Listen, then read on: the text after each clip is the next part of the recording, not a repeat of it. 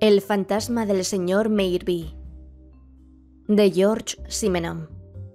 Narrado por Sara Mendoza. Parte 1. Era raro, pero sin embargo, cierto. Ni una sola llamada durante aquella noche, y ningún caso urgente entre su clientela. Tan cierto era que a las 8 de la mañana, el doctorcito se hallaba sentado tranquilamente en su cama, con la bandeja del desayuno sobre las piernas, leyendo unas cuantas cartas que acababa de traer el cartero. Verdaderamente aquello era demasiado hermoso, y no podía durar mucho tiempo. En efecto, no había terminado todavía el café con leche cuando sonó la campanilla de la puerta.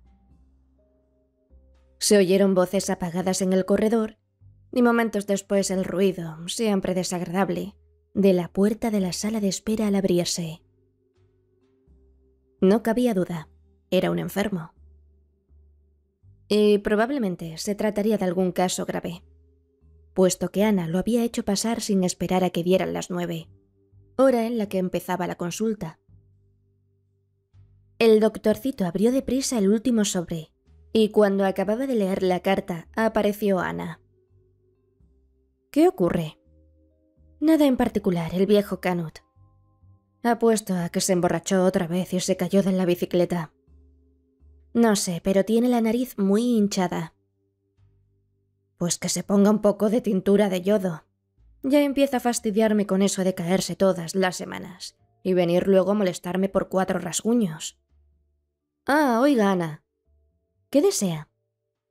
¿Qué es lo que tengo en la mano? ¿Cómo quiere que lo sepa? Parece un trozo de papel. Pues acérquese y verá. Páguese a la orden de... Leía Ana con dificultad. ¿No ha comprendido todavía que se trata de un cheque? Ahora lea la cantidad. 5.000 francos. Y si quiere saber lo que la gente piensa de mis facultades, que usted casi desprecia, lea esta carta mientras tomo una ducha. Pero, ¿y el viejo Canut? Déjelo donde está. Cuando termine de leer, prepáreme una maleta con mi traje nuevo y ropa para varios días. Y supongo que también tendré que telefonear al doctor Mañé para que se ocupe de sus enfermos. A este paso sería preferible que viniera a instalarse definitivamente con nosotros. Lea, Ana, insistió Dolem, sacando la cabeza por la puerta del cuarto de baño, y abriendo la ducha se puso a cantar. La carta decía así: Muy señor mío, le ruego me perdone el atrevimiento de dirigirme a usted y molestarlo sin conocerlo, y más aún tratándose de un asunto que no está relacionado con su actividad profesional. Pero creo que comprenderá usted mi audacia cuando haya leído esta carta. Desde hace varios años vivo en Golfe-aux-Gines, entre Cannes y Gines-les-Pins. Y la semana pasada me encontré, por una feliz casualidad, con una persona a quien conocí hace años en las colonias donde ejercía funciones de magistrado, y que actualmente es fiscal de Nivers, el señor Verdelier. Como nuestras relaciones han sido siempre muy cordiales, lo puse al corriente de lo que me ocurría y también de la poca ayuda que había encontrado en la policía local. Y entonces me habló de usted. Según me dijo, lo había conocido últimamente con motivo del asunto de Nivers, en el que su intervención en la investigación dio resultados verdaderamente extraordinarios. Mi amigo el fiscal añadió, es verdad, que no era usted un detective profesional, sino un médico, y que únicamente se interesaba por puro placer en un número muy limitado de casos. Sin embargo, me atrevo a dirigirle estas líneas, confiando en que el mío le interesará. Y a tal fin me permito rogarle se sirva venir cuanto antes. No vaya a creer que soy un viejo loco, aunque las gentes de por aquí me tomen por uno. Mi manera de ser se debe, creo yo, a que me he pasado toda la vida en lugares muy apartados, y esto, sin duda alguna, habrá influenciado sobre mi carácter. Desde hace varias semanas ocurren cosas increíbles en la casa que he construido, y la policía ha estado aquí sin encontrar nada anormal. Supongo, por lo tanto, que a estas horas no estarán lejos de pensar que sufro de algún desequilibrio mental. Sin embargo, es todo lo contrario. Y mi amigo el fiscal Verdelier, hombre tranquilo y ponderado en sus juicios, puede confirmárselo si lo cree conveniente. 2 veces por semana, alguien viene a mi casa y lo revuelve todo como si buscara algo. Pero no ha sido posible hasta ahora saber quién es ese individuo. ¿Qué será lo que busca? Lo ignoro. Insisto en el hecho de que no creo en fantasmas. Sin embargo, cuando se halle usted aquí comprenderá mejor mi congoja, y por ello me permito enviarle un modesto cheque con el fin de que pueda hacer frente a los primeros gastos que mi petición va a ocasionarle. Según me han dicho, se apasiona usted por los enigmas. Pues bien, yo le aseguro que el mío es uno de los más confusos que se pueden presentar. Cuento, pues, con su colaboración. Telegrafíame a la hora de su llegada y lo esperaré en la estación. Como los grandes expresos no paran en Golfo Gin, iré a recogerlo a Camps en mi coche. Anticipándole mi más sincero agradecimiento, disponga de su amigo, Evaristo Meirby, administrador colonial retirado. ¿Qué le parece, Ana? Nada, señorito. ¿Cómo que nada? Cuando fui a Nivers me echó en cara que perdía el tiempo en tonterías. Sin embargo, esta vez creo que mis actividades empiezan a producir algo. Mire que si a todos los locos les da por escribirle... Cortó Ana con cierto desprecio en la voz. Bueno, ¿y qué debo decirle al viejo Canut? Que se pinte la nariz con tintura de yodo y que bautice un poco el vino que bebe. Dolén estaba consultando la guía de ferrocarriles, pues había pensado tomar el tren y cometer una infidelidad a Ferblantyne, su diminuto 5 caballos. Pero resultó que no había buena combinación entre La Rochelle y la Costa Azul, y entonces decidió correr la aventura con su auto. Al día siguiente, era un sábado, después de haber dormido 4 o 5 horas en Marsella, llegó a Camps a eso de las 10 de la mañana, y un poco más tarde se encontró en el minúsculo puerto de Golfo Gin. Aquello ocurría en el mes de noviembre y, a pesar de que el sol todavía calentaba, no había ya ningún veraneante. Paró el coche y preguntó a un pescador. ¿Me hace el favor la quinta del señor Meirby? La primera ha pasado el restaurante de las Rascas.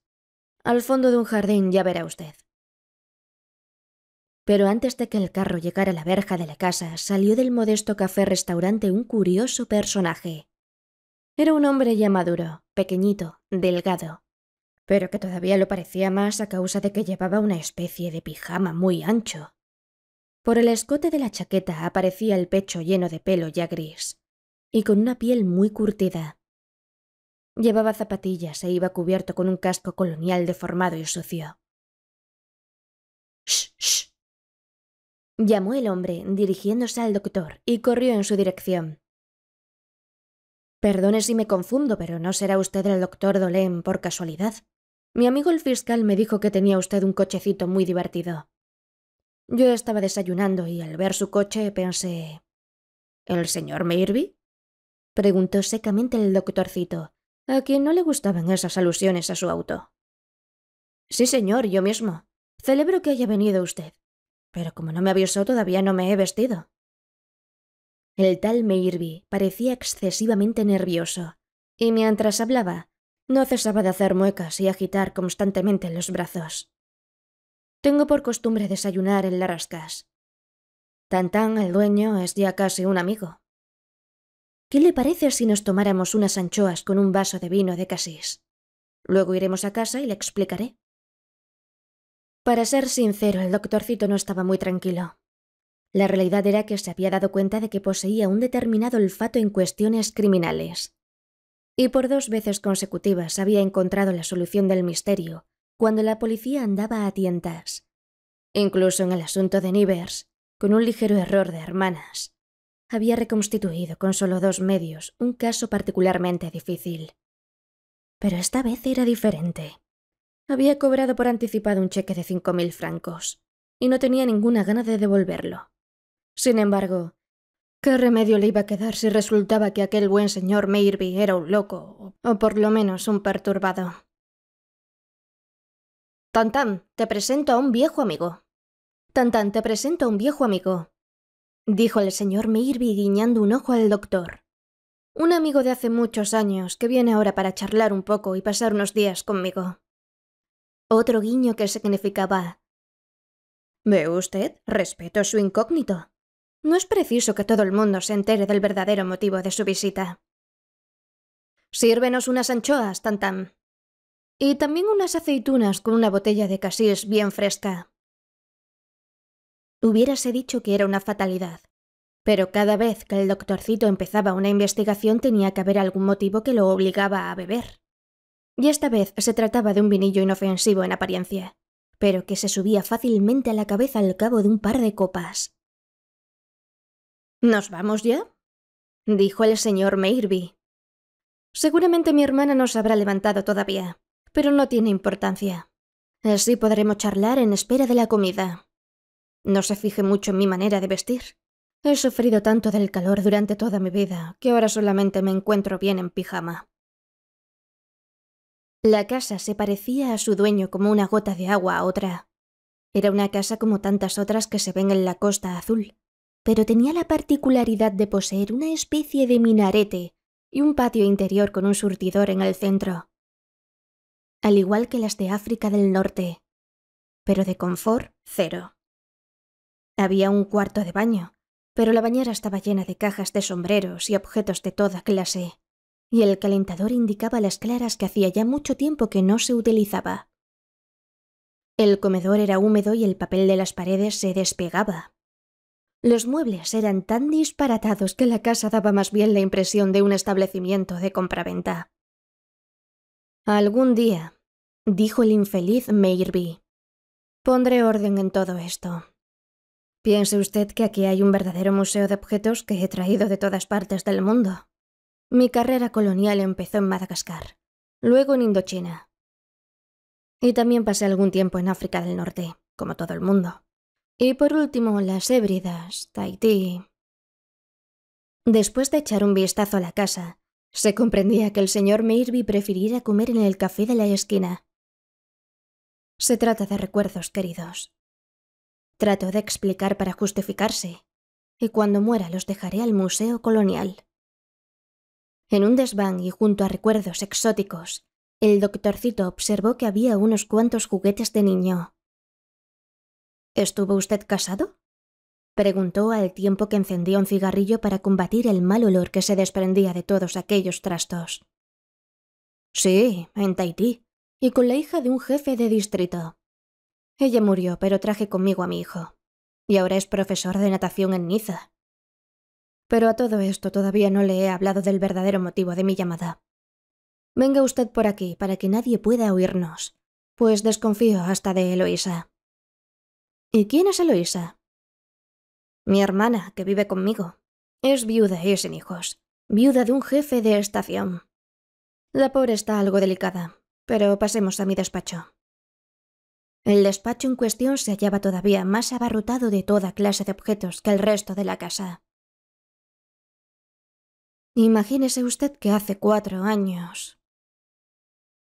Quizás fuera por el hecho de que era la primera vez que cobraba, pero el doctorcito decidió, en un rasgo de audacia, jugar a que era un verdadero detective.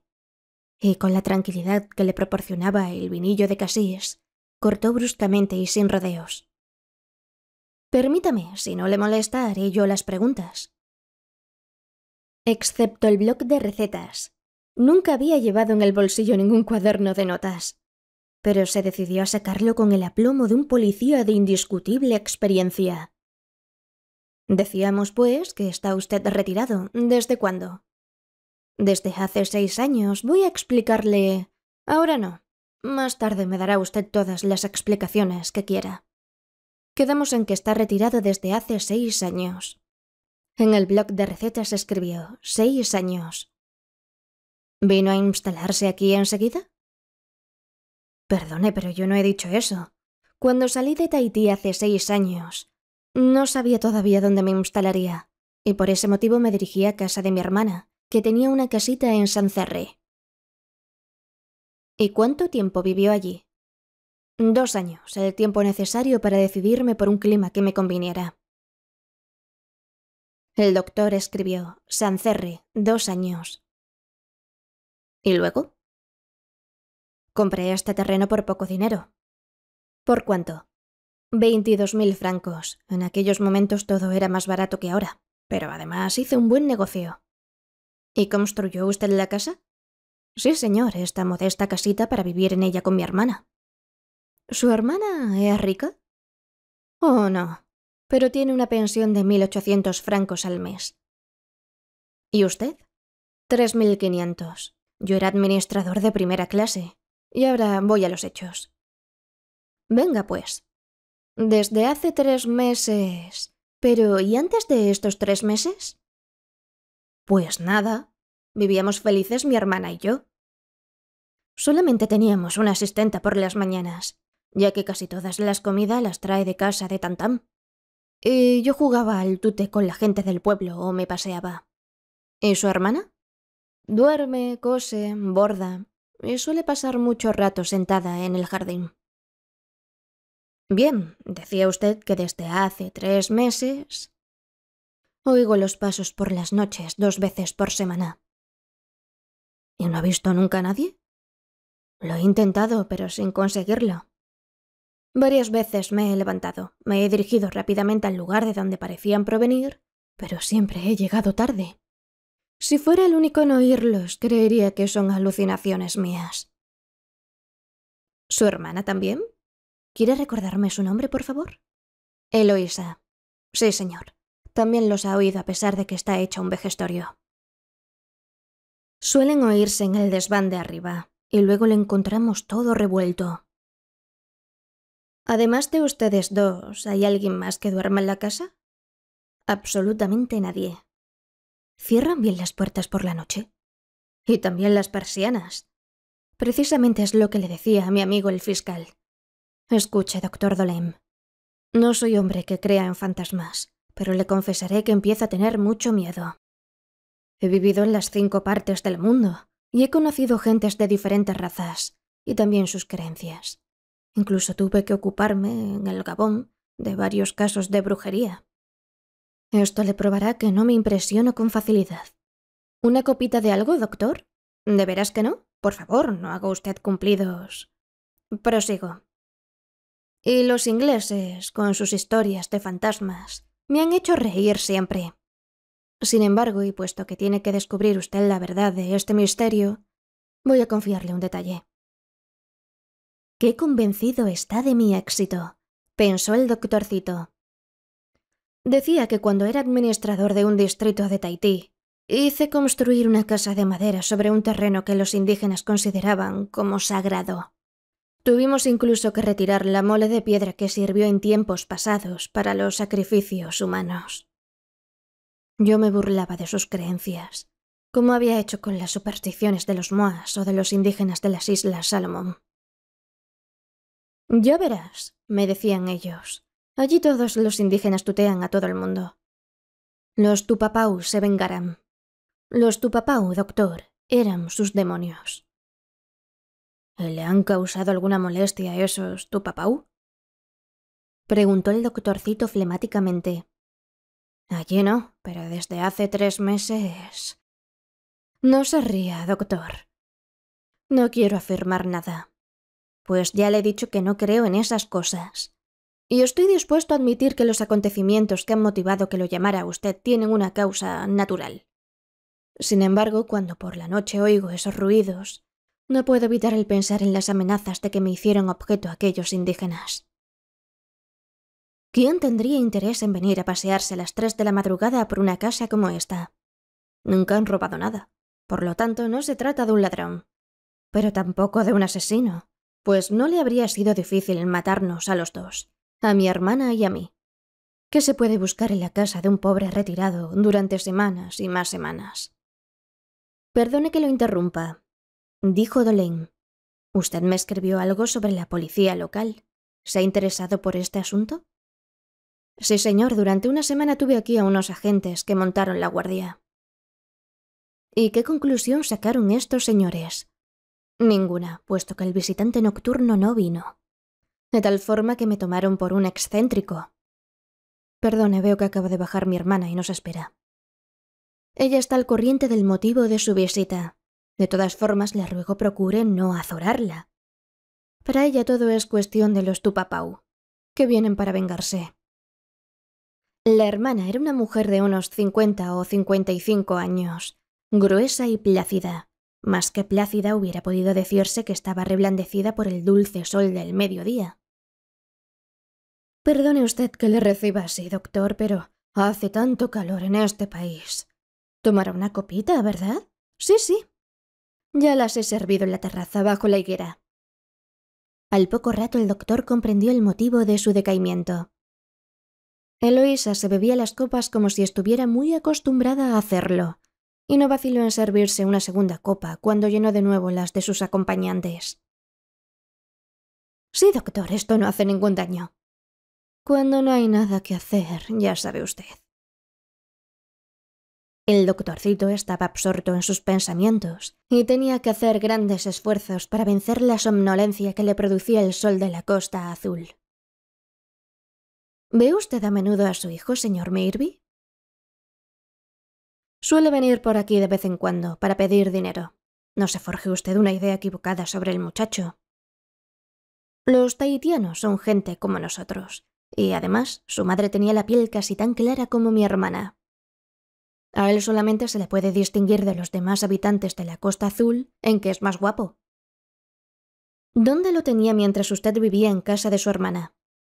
En el instituto de Camps. Otra pregunta. El fantasma, si es que así puedo llamarlo, ¿tiene preferencia por algunos días determinados? Al principio no me fijé en ello. Los jubilados, ¿sabe usted? No nos fijamos nunca en las fechas ni en los días de la semana. Sin embargo, acabé por darme cuenta de que sus días de visita solían ser los miércoles y los sábados. ¿Siempre esos 2 días? Creo que sí, ¿verdad, Eloísa? También lo creo así. Y hasta no sé si los fantasmas estarán al corriente de las fechas. ¿A qué día estamos hoy? Precisamente a sábado. Entonces tenemos probabilidades de recibir su visita. Confío, señor Mayerby, en que no habrá hablado a nadie del verdadero motivo de mi visita. A nadie absolutamente. ¿Ni siquiera a su hijo? El chico hace más de 10 días que no ha venido por aquí. Ya habrá visto usted que lo he presentado a Tantán como a un viejo camarada, y espero que no se habrá molestado por la libertad que me he tomado.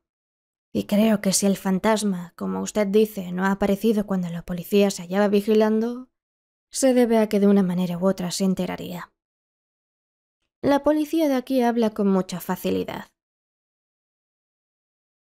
Y cambiando de conversación dijo el señor Mayerby: ¿qué le parecería si nos fuéramos a tomar una buena bullabesa a casa de Tantán? Pues me parece una excelente idea. ¿Lleva usted armas? ¿Para ir a casa de Tantán? Contestó cándidamente el doctorcito. No, hombre, para esta noche, pues me figuro que estaremos de guardia para ver si sorprendemos a nuestro... en fin, al fantasma. ¿Me podría usted jurar que no le ha robado nunca nada? Con toda seguridad. ¿Y cree usted que con el desorden que aquí reina se habría dado cuenta de ello? Ya lo creo, aunque solo me quitaran un alfiler.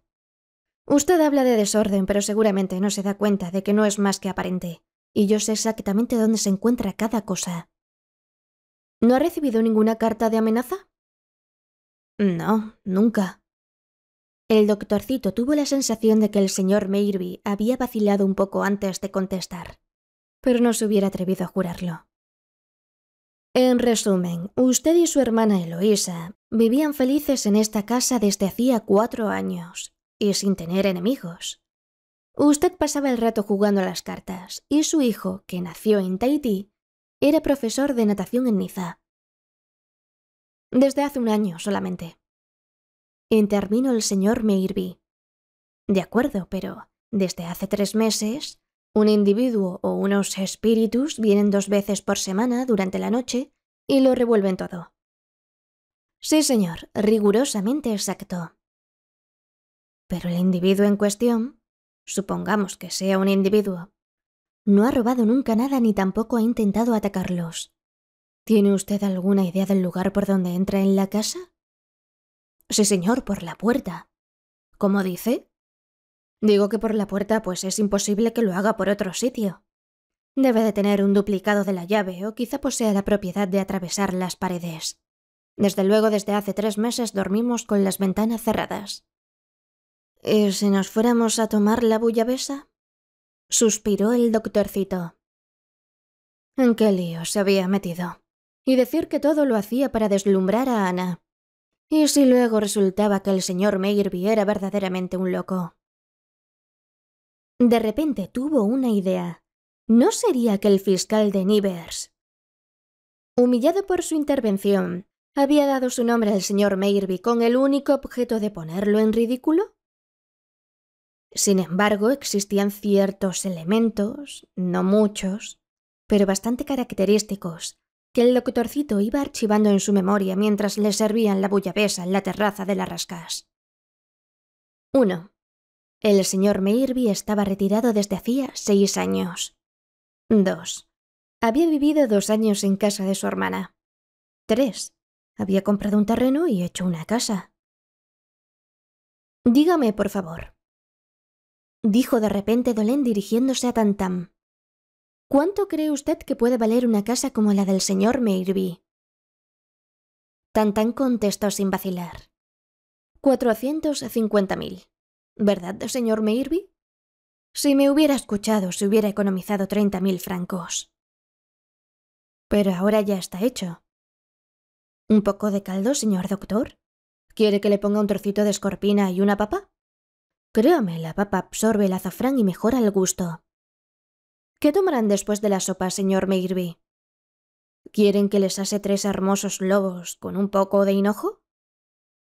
El doctorcito, que había cobrado el cheque de 5.000 francos antes de salir de viaje, estaba muy apurado.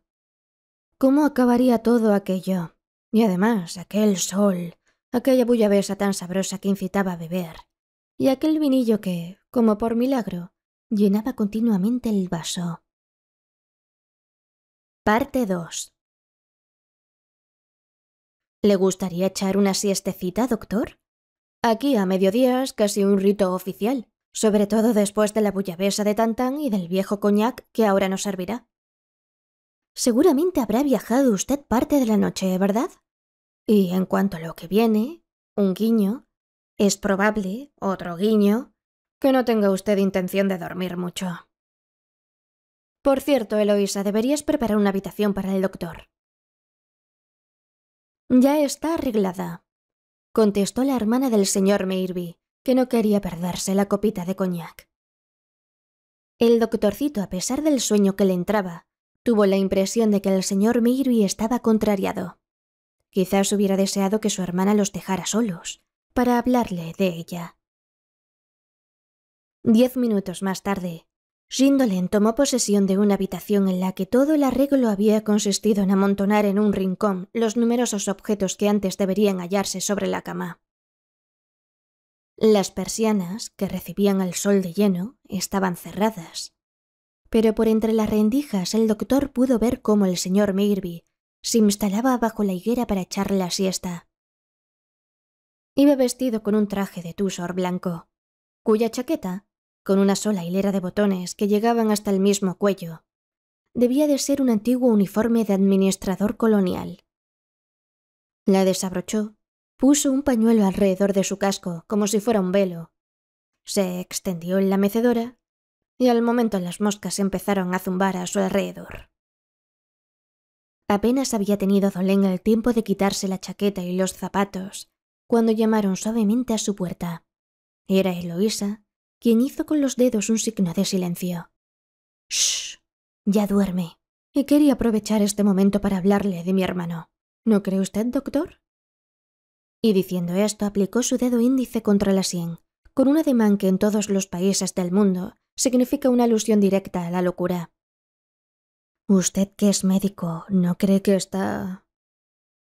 «¿Y qué motivos tiene para pensar eso?» «Verá usted, mi hermano, como casi todos los funcionarios de las colonias, ha sido siempre muy original, y hasta le diré que cuando regresó a Francia definitivamente, a pesar de ser yo viuda dudé en irme a vivir con él.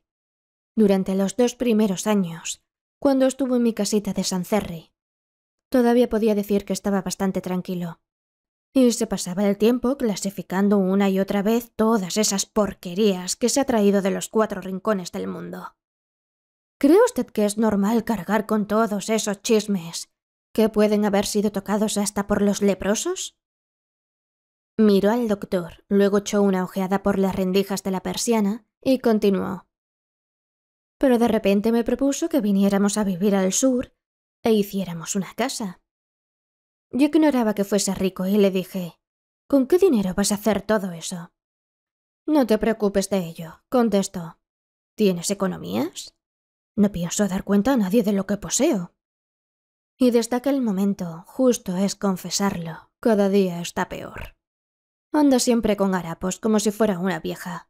Nunca puedo saber a dónde va cuando sale de viaje, y cuando abre el buzón para recoger el correo parece que teme algo. Y a pesar de lo que le ha dicho a usted, doctor, tiene un miedo que se muere, pero no se atreve a confesarlo. Por ejemplo, no es verdad que cuando se oyen los ruidos se levante y recorra la casa, sino todo lo contrario. A decir verdad, yo no he oído nunca nada concreto. Claro está que tengo un sueño muy pesado, pero estoy segura de que mi hermano se queda detrás de la puerta, temblando. Y solo la mañana siguiente, cuando ya es completamente de día, recorre toda la casa para asegurarse de que nada falta.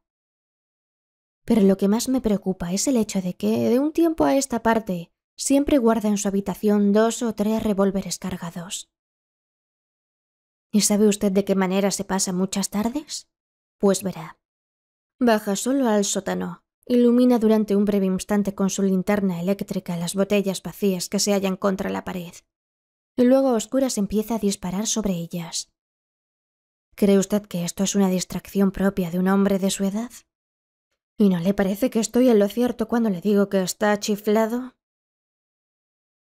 Eloísa no pudo comprender la ligera sonrisa que se dibujó en los labios del doctor. El motivo de tal sonrisa fue el hecho de que al mirar por entre las rendijas de la persiana, se dio cuenta de que el señor Mayerby ya no estaba debajo de la higuera, y adivinó que se hallaría escuchando detrás de la puerta. Y en efecto, la puerta se abrió, y Eloísa tuvo un sobresalto al verse descubierta. «¿Qué estás haciendo aquí?», le preguntó su hermano. «He venido para ver si no le faltaba nada al doctor, ¿verdad? Entonces ya puedes marcharte». Qué lástima que el doctorcito estuviera medio dormido por los efectos de la exquisita bouillabaisse y del famoso vinillo de Cassis. En otro momento hubiera podido saborear mejor las pintorescas escenas de los 2 habitantes de aquella casa. «¿Qué le estaba diciendo?», preguntó el señor Mayerby.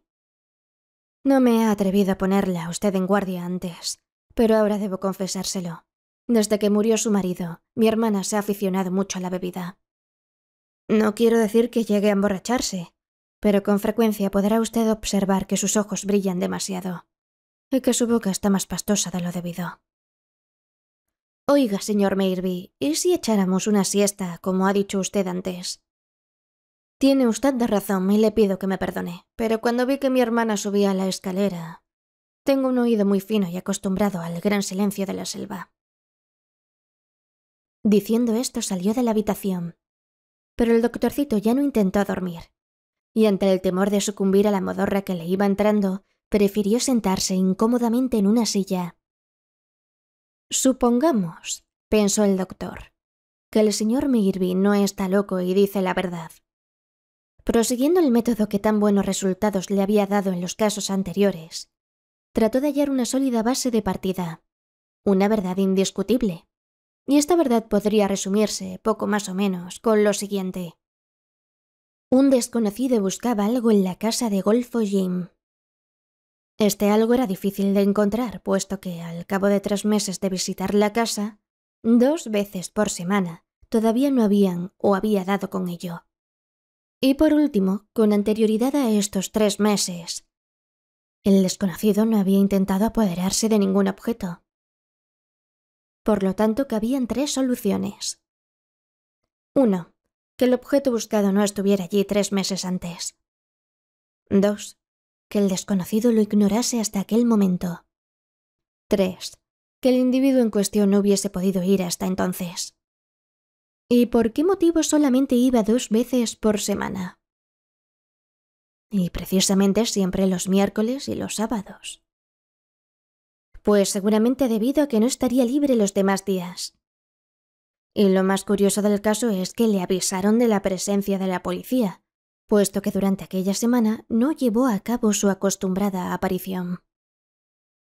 En cuanto a saber si el señor Mayerby estaba o no loco, el doctorcito, sin ser psiquiatra, había estudiado las enfermedades mentales durante su internado en un hospital. Y su conclusión era que se trataba de un hombre nervioso, no cabía duda. Pero al propio tiempo daba la impresión de estar perseguido por una idea fija. O más exactamente, parecía un hombre obsesionado por el miedo.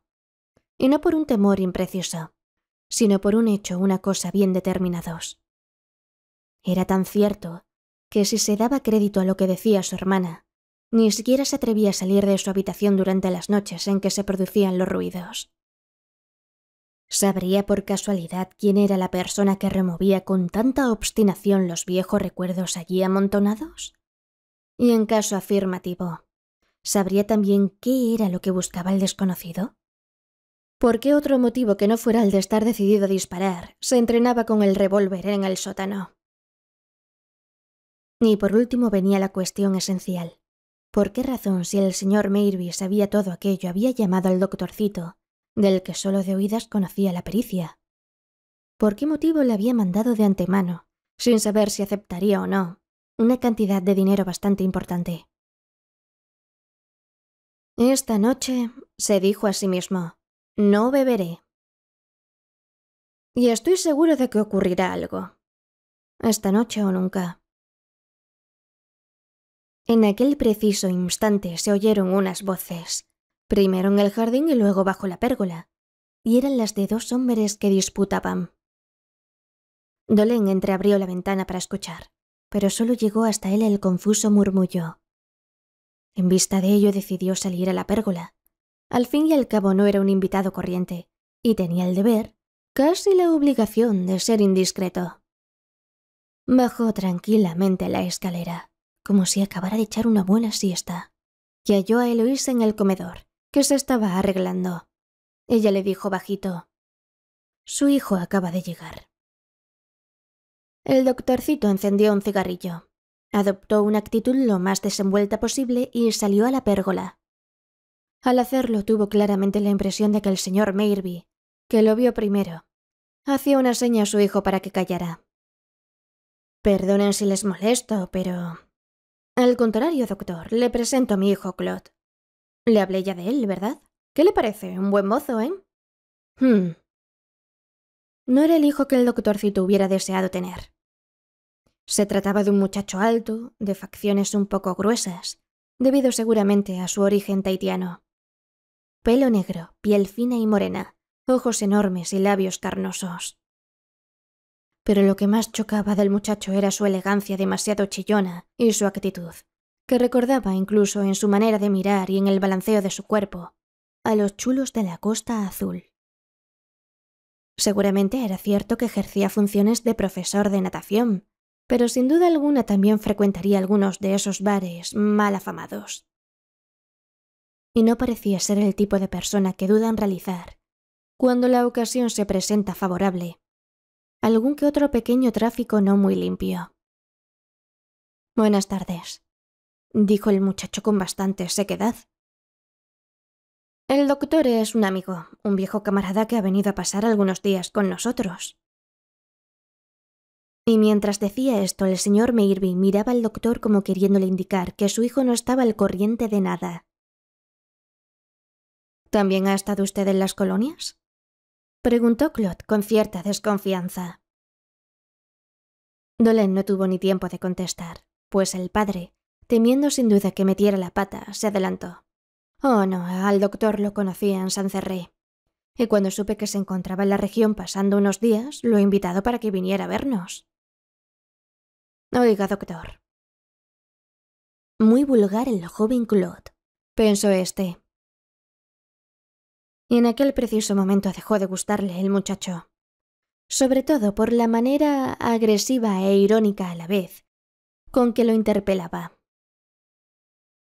No sé si conocerá usted a mi padre desde hace mucho tiempo, pero lo que puedo decirle es que se trata de un maldito maniático. —¡Claude! —dijo el padre contrariado. —¿Qué? No veo la necesidad de andar con misterios. Lo que he venido a pedirle es tan natural que todo el mundo puede saberlo. Y más aún un viejo amigo, como tú dices. Mi hijo, señor Dolén, es un poco... Déjame hablar. Y ante todo confiesa que no te molesto a menudo. Ya me gano la vida, lo cual tiene bastante mérito. Pues no es culpa mía si llevo sangre tahitiana en las venas y si a la gente de aquel país no le gusta trabajar. Claude. ¿Me comprende usted, doctor? Voy tirando y apenas y de tarde en tarde. Cuando me encuentro en un apuro, vengo a pedirle a mi padre 1 o 2 billetes de 1000 francos. A mi edad todos los muchachos hacen lo mismo, y tampoco sería justo que mi padre disfrutara él solito de su fortuna. Pues hoy he venido para otra cosa. Si lo que quieres es un billete de 1000. Ya sabes muy bien que no es eso, papá. Escuche, doctor. Usted hará de árbitro. Si ha visitado la casa habrá podido darse cuenta de que parece a la vez un museo y una tienda de antigüedades. Aquí hay de todo. Cosas horribles y otras que no están del todo mal. Mi padre es un hombre que no ha tirado nunca nada. Ni siquiera un traje roto. Y si buscásemos un poco seguramente hallaríamos una caja con todos sus botones viejos. Me parece que exageras, Claude. De acuerdo. Pero no me negarás que allá arriba guardas todavía todos mis juguetes. Yo he sido un niño mimado, doctor. Y cuando vivíamos en Tahití, cada barco que llegaba de Francia me traía nuevos juguetes. Pues bien, mi padre los ha guardado todos. Esto, desde luego, no tiene ningún valor. Pero da la casualidad de que hoy los he prometido al hijo de un amigo, y por eso he venido a pedírselos. El viejo esbozó una ligera sonrisa triste y dijo: «Comprende, doctor. El chico encuentra muy natural llevarse, para regalarlos a otra persona, unos objetos que me recuerdan su infancia y a su pobre madre». «No te pongas ahora sentimental», cortó el muchacho. «Bueno, ¿qué? ¿Dices que no?» «Llévate lo que quieras», suspiró el viejo con resignación. «He venido en el coche de un amigo, verás cómo me doy prisa».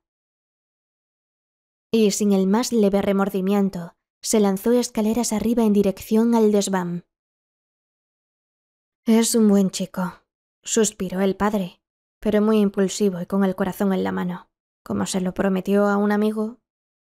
«¿Y si fuéramos a ver?», dijo el doctor. «¿A ver qué? Los juguetes que se lleva». «¿Si se empeña usted en ello?». Momentos más tarde hallaron a Claude en el desván buscando en medio del polvo. Desde luego saltaba a la vista que el señor Mayerby había sido generoso con los juguetes de su hijo. Mezclados con objetos procedentes de todos los países tropicales, hasta había allí un enorme cocodrilo disecado. Se veían varios caballos de madera de distintos tamaños, un triciclo, soldados de plomo. ¿Te lo llevas todo?, preguntó el padre mirando hacia otro lugar. Y en aquel preciso momento el doctorcito estuvo a punto de dejarse ganar por la emoción. Qué curioso.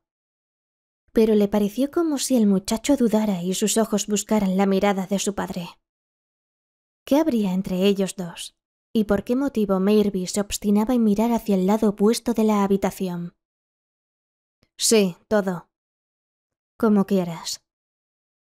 Claude estaba recogiendo hasta las cosas más insignificantes y pequeños objetos sin ningún valor, pero a pesar de ello no parecía satisfecho. Daba la impresión de estar buscando algo que no encontraba. Su frente se arrugaba y de vez en cuando dirigía a su padre una mirada de desconfianza. ¿Todavía no tienes bastante?, trató de bromear el señor Mayerby. ¿Crees que el hijo de tu amigo, como dices, no podrá jugar con todo eso? Estoy buscando algo. El muchacho vaciló, y el doctorcito se dio cuenta de que habían llegado al punto sensible. ¿Qué es lo que buscas? Una trompeta de madera. Probablemente ya no te acordarás de ella. Era una trompeta que tenía unas rayas azules y rojas y una borla de seda encarnada. No recuerdo. Es curioso. ¿Por qué dices eso? Porque me parecía haberla visto otras veces por aquí. ¿Crees verdaderamente que el hijo de tu amigo necesita esa trompeta? No, no es por eso, pero me acuerdo de ello porque era mi juguete preferido y me hubiera gustado encontrarla. Búscala. La mirada que el señor Mayerby dirigió al doctorcito parecía decir: así son los hijos. Uno se sacrifica por ellos y un buen día casi te insultan. Y por fin se llevan todos los recuerdos de su infancia para darlos a un desconocido, sin tener en cuenta que pueden herirnos. Esta observación hubiera llegado a emocionar a Dolem si en aquel preciso instante no hubiera notado algo anormal. ¿Qué era? No podía precisarlo. Pero tuvo la impresión de que las palabras que se cruzaban entre padre e hijo tenían todas un doble sentido. Y las situaciones, incluso cómicas, que se estaban creando escondían un drama, del cual no poseía Dolem el secreto. ¿La has encontrado? No. Y el muchacho lanzó a su padre una dura mirada. ¿Quieres registrar la casa entera? Claude no contestó ni sí ni no, pero por una trompeta de madera, que debería valer 4 o 5 francos como máximo. Parecía dispuesto a revolver las colecciones exóticas que el viejo administrador colonial había ido recogiendo durante toda su vida. La nota casi cómica la dio Eloísa. Llegó al desván toda sofocada por el esfuerzo de subir las escaleras. Y de su manera de mirar, el doctorcito sacó la conclusión de que acababa de beberse un buen trago. «¿Qué es lo que están haciendo aquí?», preguntó con sorpresa. Claude se lleva todos sus viejos juguetes para regalárselos a un amigo. Vaya un fresco. Se ha empeñado en no dejar ninguno. Pues que coja todo lo que hay en la casa y así podremos luego limpiarla un poco. ¿Qué estás buscando, Claude? Una trompeta de madera. ¿Una trompeta que tiene rayas azules y rojas y una borla también roja? ¿La ha visto usted? Claro, está en el armario ropero de tu padre. Allí la vi el otro día. Me extrañó que guardara aquella porquería junto a su ropa limpia. El señor Mayerby permaneció impasible, pero su rostro se puso más pálido que de costumbre, y unas gotas de sudor aparecieron en su frente. ¿Es verdad?, preguntó el muchacho mirando a su padre. Puesto que tu tía lo dice, yo no lo sé. Es posible que hayamos guardado allí por casualidad esa trompeta. Pero ya empiezan a cansarme con estas historias de juguetes. Cualquiera diría que no tengo otras preocupaciones más importantes. Por una vez el señor Mayerby se alteró y su cólera, o mejor dicho, su rabia, fue creciendo. Lo que no puedo comprender es que escojáis precisamente el momento en que tengo un amigo en casa para fastidiarme con estas estupideces de juguetes. No sé si sería preferible... ¿Dónde está el armario, tía?, preguntó Claude tranquilamente. En su habitación. Sin preocuparse en lo más mínimo del disgusto de su padre, el muchacho se dirigió hacia el piso inferior. El señor Mayerby lo siguió. El doctorcito hizo otro tanto y, naturalmente, Eloísa cerraba la marcha. Siempre que la veía me preguntaba qué es lo que hacía allí aquella trompeta, murmuró ella mientras bajaban. La puerta de la habitación estaba abierta y el señor Mayerby señaló el armario. Anda, busca, y llévatela si la encuentras. Y mientras decía aquello tenía una sonrisa triste, como si acabasen de herirle en sus sentimientos más queridos. Claude había ido demasiado lejos para desistir, y metía la mano por entre los trajes y las pilas de ropa. Al momento se produjo la escena que hubiera debido proporcionar el instante más cómico. Fue cuando el muchacho, en medio de una situación muy violenta, enarboló de pronto un objeto cuya desproporción con el ambiente que lo rodeaba era demasiado exagerada.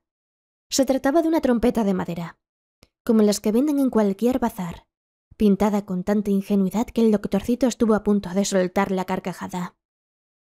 No obstante, y haciendo un gran esfuerzo, se contuvo. Miró entonces al viejo Meyerby y vio que por sus mejillas corrían 2 gruesas lágrimas. Reina tal desorden en esta casa, balbuceó el viejo con voz conmovida y volviendo la cabeza hacia el otro lado. Parte 3. No haga caso de mi emoción, doctor. Si fuera usted padre me comprendería. Le advierto que no estoy enfadado con el muchacho. El viejo Meyerby y el doctor se hallaban en la pérgola, mientras Claude amontonaba apresuradamente los juguetes en el coche. Esta noche estaremos de guardia y entonces... Si es que he vuelto, rectificó el doctorcito. ¿Cómo? ¿Se marcha usted? Tengo algo que hacer en Niza, no se preocupe por mí. Pero ¿y si viene el individuo? Dolén se contuvo para no decirle: no tema, que esta noche no vendrá. Pero no lo dijo, porque la experiencia le había enseñado a no mostrar demasiado plomo en sus afirmaciones. Claude vino hacia ellos. Espero, papá, que no lo habrás tomado a mal. Lo había prometido, ¿sabes? Te pido perdón si te ha disgustado y creo que admitirás que los juguetes no hacían nada en esta casa. Estarán mejor en un sitio donde haya un niño que juegue con ellos. Sí, asintió el padre con un movimiento de cabeza. Hasta pronto, papá, y adiós, doctor. Diviértase mucho en casa de mi padre. Adiós, tía. ¿Estaría el muchacho arrepentido de haber insistido tanto? Su actitud era más agradable que hacía un rato, y daba la impresión de que había intentado descargarse de una inquietud. Vamos, papá, una sonrisa y no hablemos más de ello. A pesar del esfuerzo que hizo, la sonrisa del señor Meyerby fue amarga. Me marcho, mis amigos me esperan. Me marcho también, dijo el doctor. Y no se inquiete por mí, señor Meyerby. Pero... demasiado tarde. Aún no había andado unos 200 metros el coche del muchacho en dirección a Ginlepam, cuando el doctorcito ponía ya en marcha el motor del Ferblantim. Si en aquel momento le hubiesen preguntado a dónde se dirigía tan deprisa, habría contestado sin temor al ridículo: «Voy detrás de la trompeta». Y parecía en efecto que este instrumento tenía su importancia, puesto que, poco antes de llegar a Antibes, Claude miró hacia atrás. ¿Se daría cuenta de que el doctor lo seguía? El caso es que aceleró su coche. En lugar de seguir por la carretera de Niza, torció a la izquierda, luego a la derecha, torció nuevamente por una calle que cruzaba, hizo marcha atrás y metió el coche por un estrecho pasaje. Cuando minutos más tarde llegó el doctor a la entrada de dicho pasaje, el coche había desaparecido. En vista de ello no insistió en la búsqueda. Se detuvo y entró en un bar para telefonear al señor Meyerby, confiando en que tendría teléfono. Por fortuna lo tenía. «Oiga, aquí el doctor Dolén. ¿Tiene usted la bondad de darme la dirección de su hijo en Niza?» «¿Cómo dice?» «No, no ha ocurrido nada». «Sí, seguramente volveré». «¿Cómo dice? ¿Hotel Albion?» «Muchas gracias». «No, señor, el señor Claude no ha vuelto, y no suele hacerlo nunca hasta las 12 de la noche o más». «Muchas gracias». El doctorcito se sentía ya presa de la fiebre de los descubrimientos, lo cual le ocurría cada vez que concebía alguna idea. La de ahora era más bien disparatada, pero se aferraba a ella precisamente porque parecía inverosímil. «Dígame, camarero, ¿sabe usted cuál es el oficio que solo deja libres los miércoles y sábados por la noche?» «¿Cómo dice?» «Le pregunto si puede decirme cuál es el empleo que solamente deja libres». «¿Cómo quiere usted que le conteste a esa pregunta? Antes los días de permiso eran fijos. Había el día de los peluqueros, el de los carniceros, el de los salchicheros. Pero hoy, con todas estas leyes sociales, es mucho más complicado. Y en la mayoría de los oficios se trabaja por turnos. Y aquí en Niza, con los asuntos de los casinos, ya nadie se entiende». A pesar de ello, pensó el doctor, tenía que averiguarlo, y era preciso hallar la solución rápidamente. «Oiga, camarero», insistió Dolén. «¿Qué desea?», contestó este con cierta desconfianza.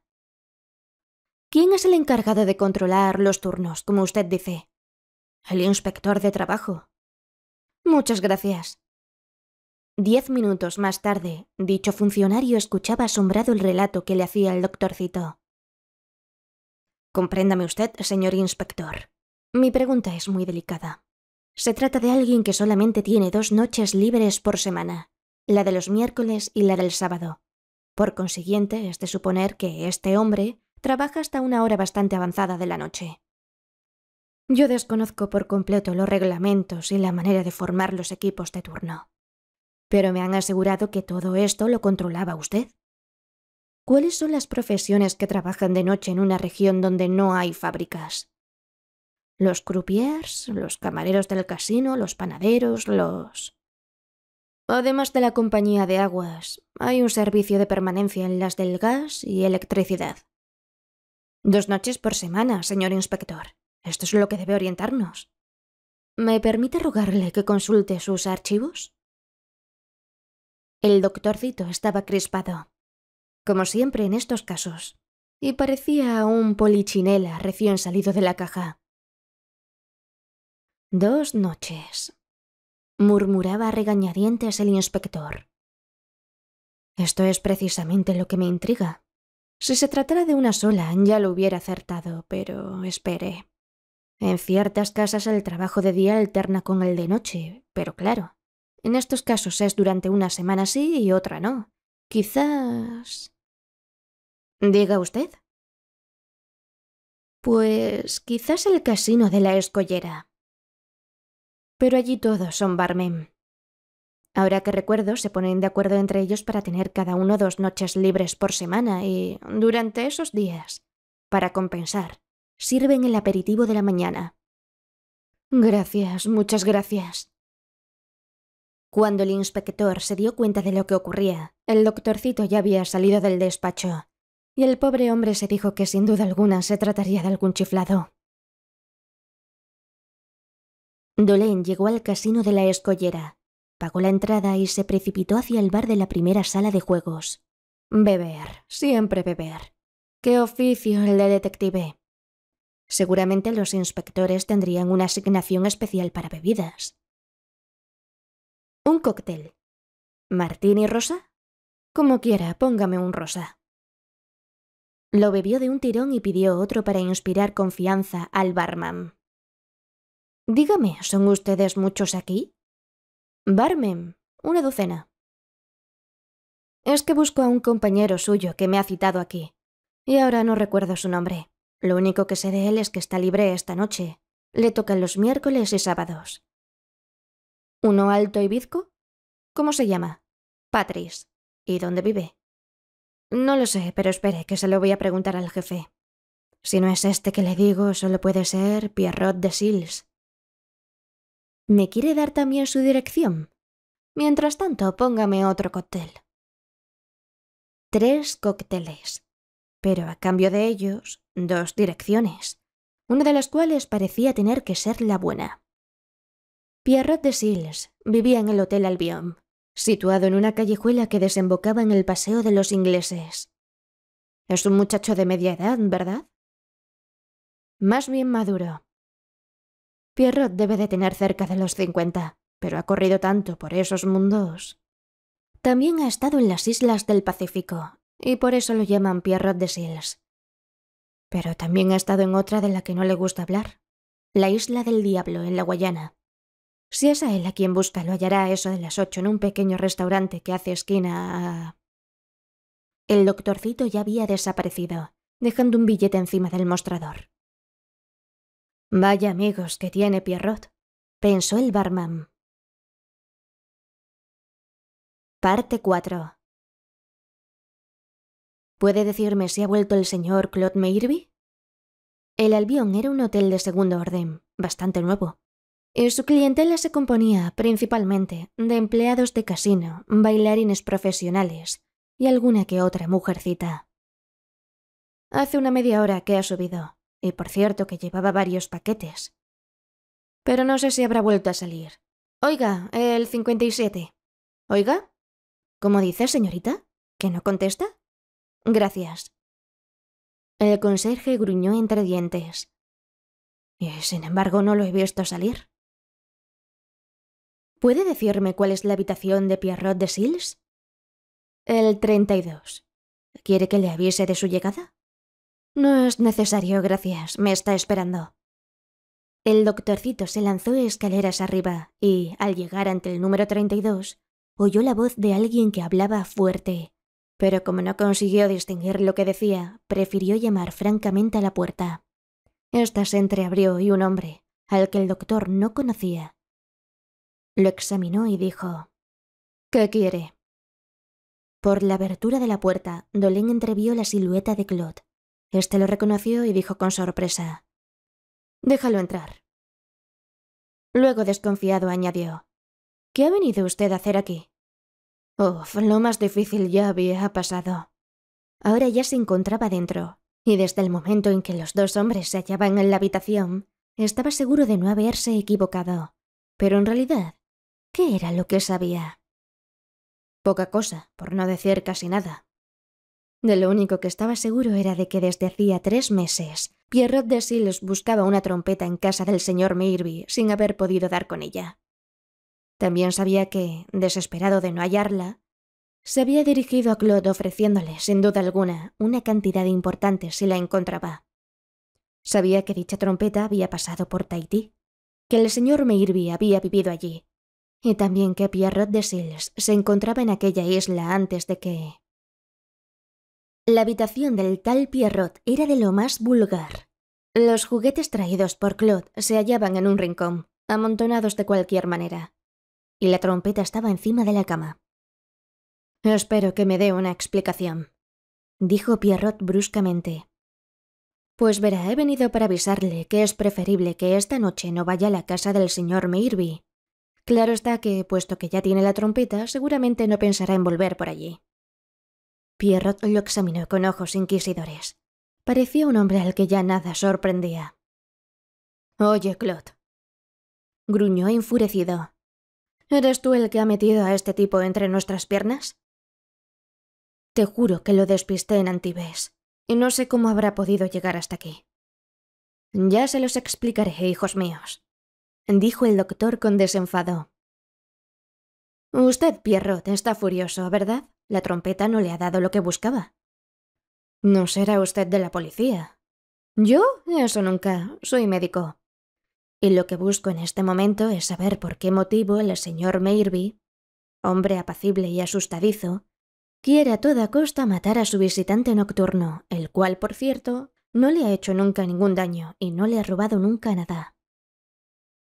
Los dos hombres quedaron boquiabiertos, pero el más sorprendido fue Claude, que miró a su compañero esperando una explicación.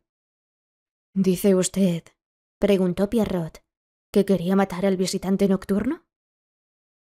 «Verá, se ha estado entrenando durante tiempo al tiro de revólver en la oscuridad. Luego, y temiendo quizá verse acusado de asesinato, se aseguró de mi testimonio. ¿Comprende? Yo le hubiera servido de mucho, pues hubiera tenido que reconocer que el señor Mirby había disparado en legítima defensa. El muy sinvergüenza». «De acuerdo con el calificativo, pero dígame, ¿y la trompeta...?» «Usted, doctor, me parece que sabe mucho y no sabe nada, ¿verdad? ¿Tengo o no tengo razón?» Ya comprenderá que, con lo que he rodado por esos mundos de Dios, conozco un poco el paño. Y usted no me dejará tranquilo hasta que sepa la verdad. Ahora bien, yo no tolero que nadie husmee en mis asuntos. En cuanto a Claude, todavía sabe menos que usted. Y me limité a ofrecerle 10 billetes de 1000 si me traía todos los juguetes que se hallaban en casa de su padre, incluyendo una trompeta de madera. Pierrot de Sils alzó los hombros. «Pero he llegado tarde. De todas formas, era preciso que ese sinvergüenza suelte lo que debe.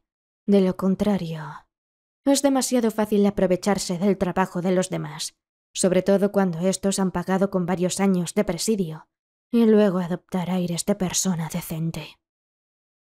Mire, doctor, puesto que, según parece, es usted médico, estoy asqueado.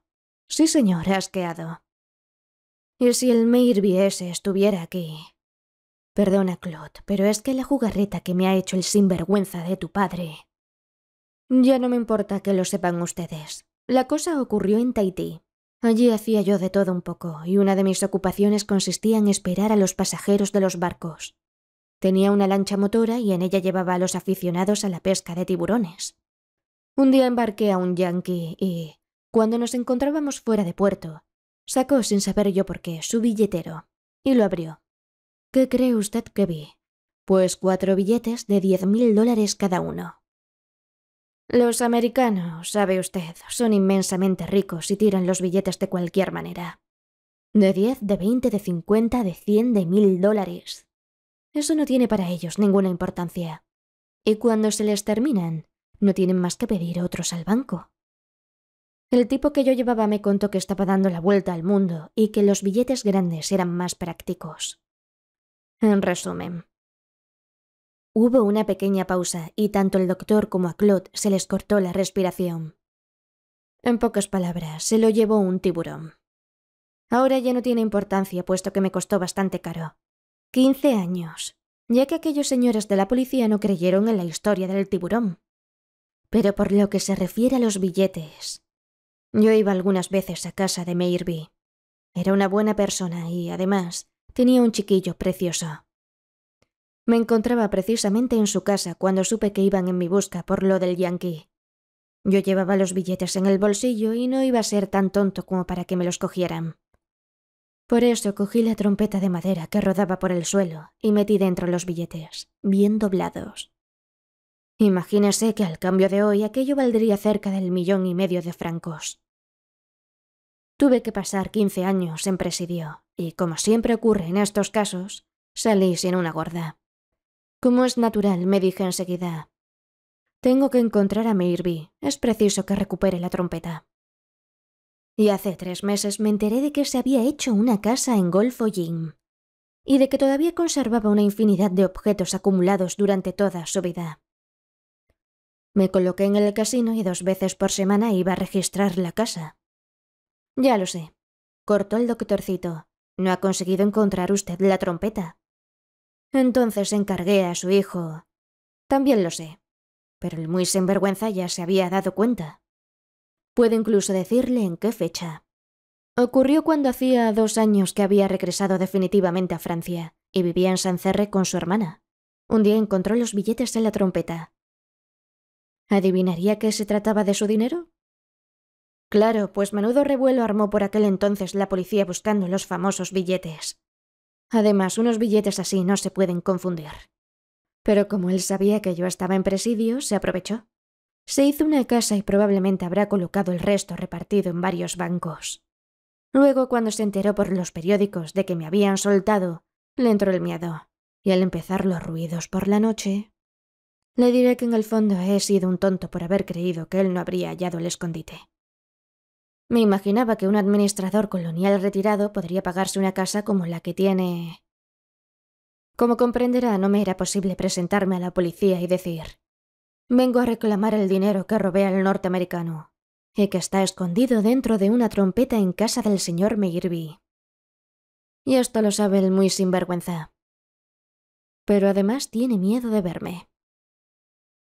Muy señor mío. Dando por terminada mi investigación y por resuelto el problema que tuvo la amabilidad de someter a mi juicio, y lamentando por otra parte no poder despedirme personalmente de usted, así como de su señora hermana, le ruego, doctor Dolén. ¿Para qué volver allá? Para coger al señor Mayerby por las solapas y gritarle: usted sabía perfectamente quién era el visitante nocturno y no tenía ningún miedo de los Tupapau. Pero no se atrevía a enfrentarse solo con él ni a matarlo usted solo. Tenía demasiado miedo al hecho en sí y a sus responsabilidades.